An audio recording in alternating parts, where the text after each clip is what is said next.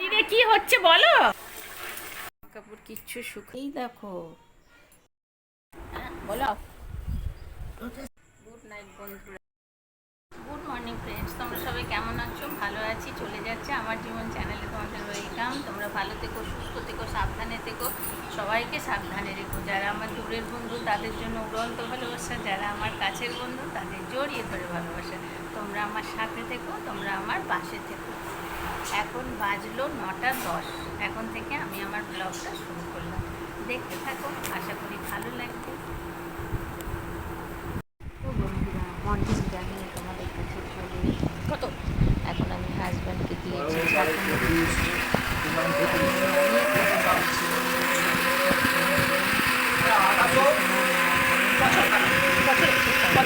তার মানে 3000 বছরে দাঁড়িয়ে দাঁড়িয়ে দেখছি।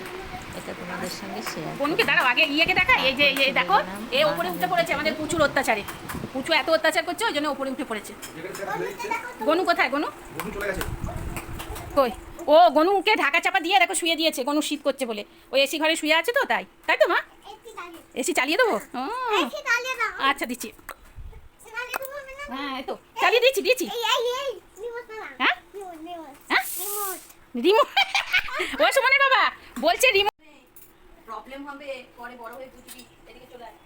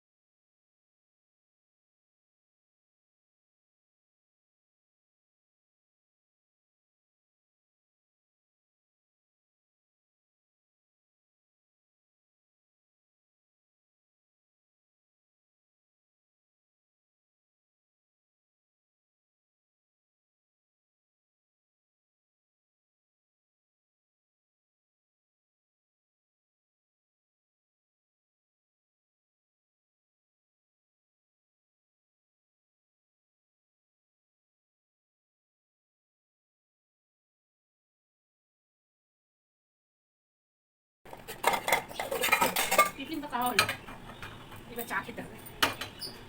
কষ্ট অনেকক্ষণ থেকে বলছে চা করো চা করো চা করো। আমি বললাম হ্যাঁ করি। দেখো প্রেশারের মধ্যে কালকে রাত্রে মোচা সেদ্ধ করে রেখে দিয়েছি, মনেই ছিল না। ইউরানি বলছে মা মোচাটার কথা মনে আছে? আমি বলছি রে বাবা। যাই হোক সিদ্ধ মোচা তো খারাপ হয়নি। এই একটা টিফিন করে করে ফ্রিজে ভরে রাখবো, আজকে করবো না।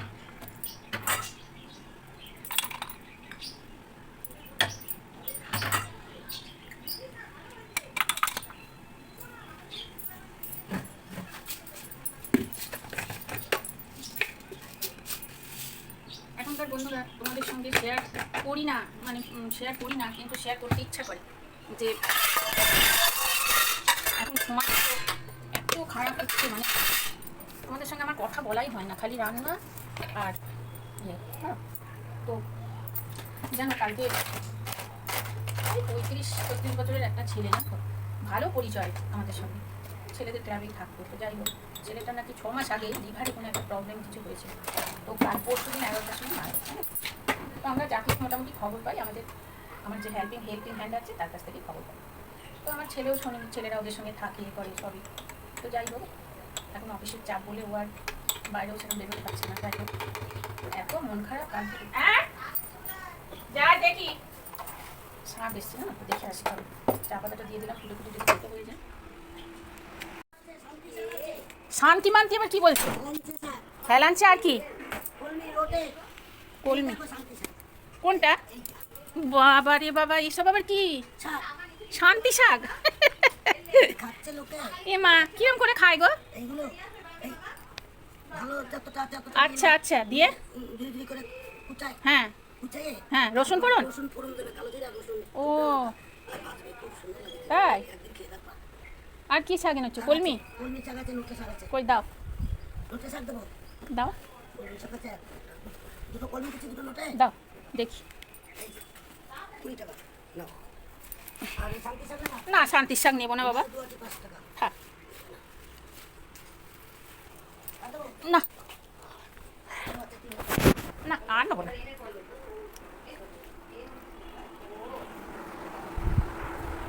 বরের পকেট থেকে ছাড়বো, বন্ধ করে দিয়ে চলে গেছিলাম জানো, কারণ বাবা এই তো চা মানুষের সঙ্গে কথা বলতে বলতে একটু লেট হয় বলো। আর আমাকে সবাই কিন্তু খুব ভালোবাসে, এই একটা আমার মানে আমার খুব ভালো লাগে।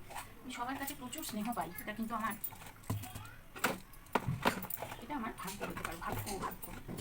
আমি খুব স্নেহ পাই। কালো জিরে মৌরি রাঁধুনি, কালো জিরে মৌরি আর রাঁধুনি, আর 5 ফোড়ন বানাচ্ছি। ও মেথি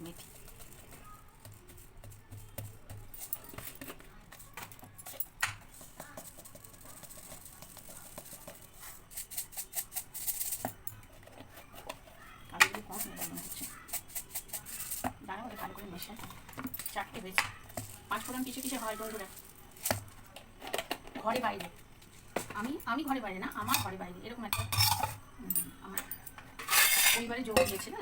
এত ভালো মেয়েটা, আমার ভুল ভ্রান্তি হলেও আমাকে ফোন করে মেসেজ করে বলে জানো তো, কাকিমা এইটা করো, কাকিমা ওইটা করো। ভীষণ ভালো মেয়ে, আমার তো ভীষণ ভালো লেগেছে।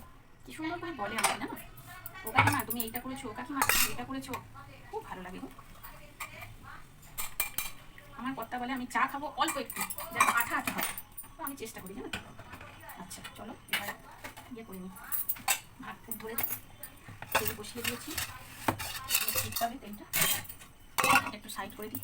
তো এটা নেবো, তোমাদের সঙ্গে শেয়ার করবো। হ্যাঁ কোনটা বেশি হয়েছে কোনটা কম হয়েছে তোমরা আমাকে বলে দেবে। হ্যাঁ 5 ফোড়ন বানিয়েছি।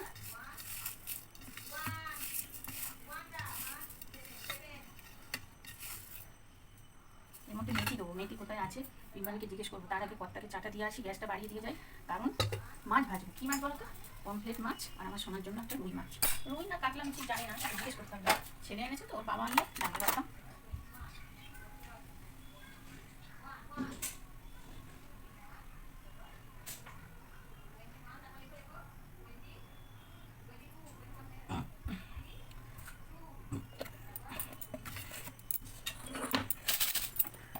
চা হয়ে গেছে, চায়ের জায়গায় চায়ের জিনিস ঢুকিয়ে দেবো।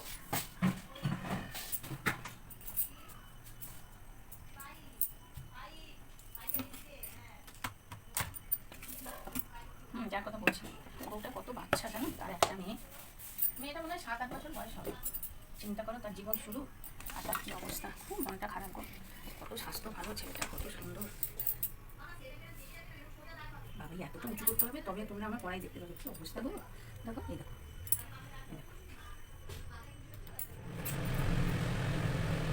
মাছটা আগে ভেজে নেবো।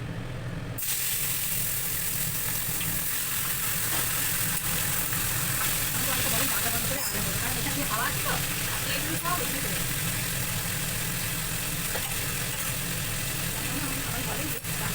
পাগল আছে, আমি তো মাছ গেছি জানলা বন্ধ করে রান্না করতে পারি। বাপ রে বাপ কি অবস্থা, তুমি জানলা বন্ধ করে রান্না করো, তোরা কি আমার মাছ গেছি জানলা বন্ধ করে রান্না করতে পারি।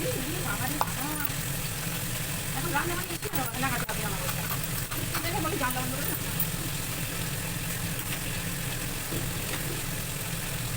চাটা খেয়ে নিয়ে মাছগুলো বেঁধে নিয়ে তারপর মেয়েকে নিয়ে ফিরছি।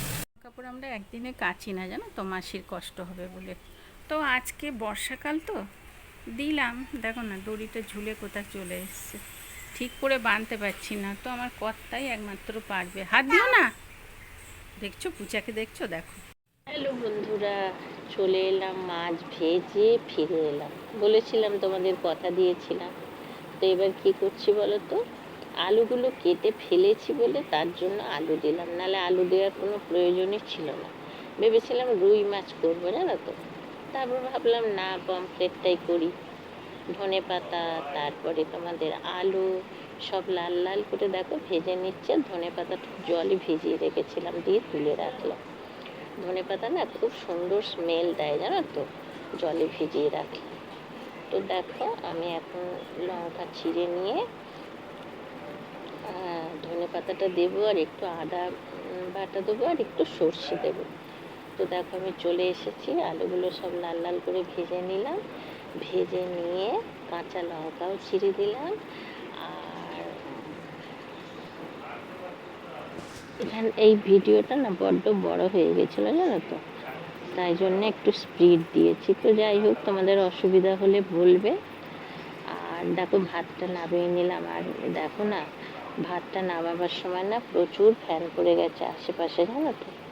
কী করি বলো তো, তাই জন্য কাপড় দিয়ে মুছে নিচ্ছি। আর পরে তো ভালো করে মুছতেই হবে।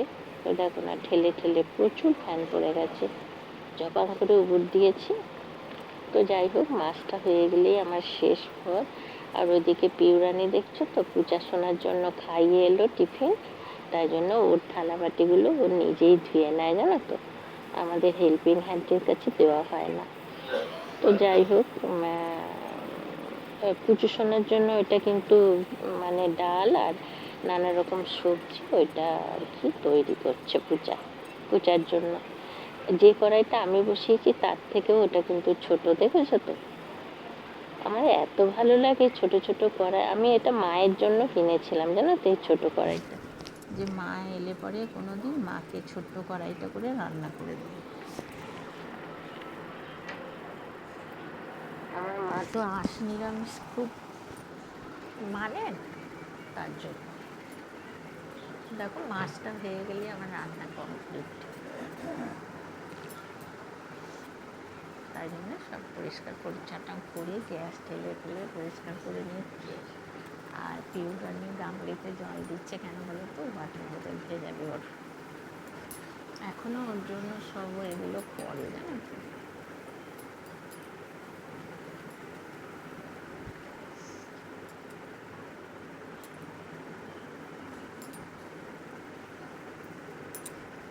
একটা বাচ্চার জন্য এই কাজগুলো খুবই প্রয়োজন বলো।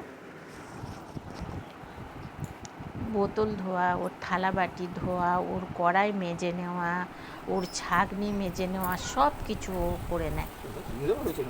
আর এ দেখো কর্তা আমার এখন ঝাঁট দিচ্ছে, আর আমি জামা কাপড় প্রচুর কাঁচা হয়েছে ওইগুলো সব মেলতে এসেছি।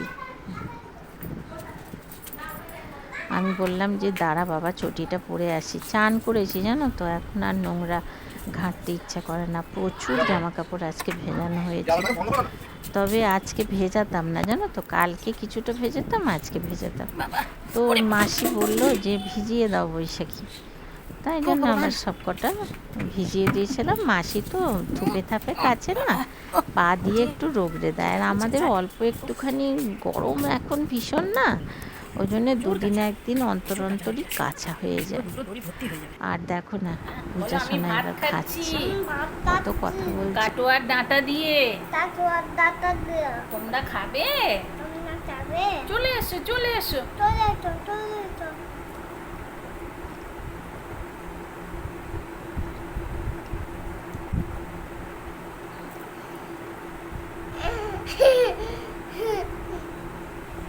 বলে দাও গুড নুন। ওদের দিকে তাকিয়ে বলো, তাকাও। হ্যাঁ বল তোমরা খাবে না? বল আমার খুব খিদে পেয়েছে। হ্যাঁ বল দাদু এখন বেরোলো চান করে। হ্যাঁ বল আমার খুব খিদে পেয়েছে, তাই আমি খেতে বসেছি। বলো কাটোয়ার ডাঁটা খাচ্ছি গো। বলো দাদু আমায় দেখছে। তোমরা সব ভালো আছো তো? বলো আমি ফিশও খাবো। হ্যাঁ মাটন খাবো। ভাত খাবে, উচ্ছে খাবে। বলো তাহলে এখন আমি খেয়ে নিই, বলে দাও। তারপরে আসছি। Bye bye. গুড নাইট জানাতে এলাম বন্ধুরা। সোনার দুধ যদি ভেজানো হয়ে গেছে। আমি বলি তোমাদের আমার ক্লিন রাখতে ভীষণ ভালো লাগে, আমি খুব ভালোবাসি। এই রাত্রে শুতে যেতে কী ভালো লাগে বলো। দেখো দেখো এই যে অবুঝালো আমার একদম ভালো লাগে না, একদম না। ভাঙাচোরা জিনিস ছেড়ে ন্যাংরা গুছিয়ে রাখবো। যে আমি ভিজিয়ে দিয়েছি, মিষ্টি বার করে রেখেছি ওই যে। আর আজকে আমাদের হয়েছে এই দেখো তরকারি, এখানে দুধ জাল দিয়ে নিয়েছে। এখানে শুধু আমার ভাত না, আমার থেকেও আরও একটু হবে মনে হচ্ছে। আমি তো একটুখানি ভাত খাবো, কারণ আম খাই তো, বেশি খেতে পারি না। আর এই যে এগুলো একটু ধুয়ে নিই, সন্ধ্যাবেলায় মুড়ি খেয়েটা ধুয়ে নিয়েছি। পিউরানির বাপি এসেছিলো পূজাকে দেখতে, দিয়ে চা টা একটু খেয়েছে, আর কিছু খান না কারণ সুগার তো। চা বিস্কুট খেয়েছি, ব্যাস হয়ে গেছে। আমি এটা ধুয়ে নিই, রাখবো রস। কী করবো বলো তো, রুটিটা পিঁপড়ে ধরার আশঙ্কা আছে না, এখানটা রাখি। পিউরানি ফোনটা ভুলে এখানে রেখে গেছে, এটা দুদিন ধরে রয়েছে, এটা মাছ দিয়ে দিতে হবে। এটাতে একটু জল রেখে রুটি করার পরে না, যদি এগুলো না একটু ঝেড়ে ঝেড়ে পরিষ্কার করা হয়, তাহলে না পিঁপড়ে একবারে ছেঁকে ধরবে না, একটা ফোঁটা আটা রাখা যাবে না, এরকম অবস্থা। এমনি ক্লিন ঠিকই, কিন্তু এই যে দেখো না, এগুলো সব রাত্রিবেলায় ভাতটা খেয়ে নিয়ে তারপরে এগুলো একটু পরিষ্কার করতে হবে। নাহলে ওই যে বললাম পিঁপড়ে আরশোলা এগুলো উৎপাত। আমার কথা না সকালের দিকে অনেকটা করে, সন্ধ্যের দিকে আর ভালো লাগে বলো। দেখে নাও এবার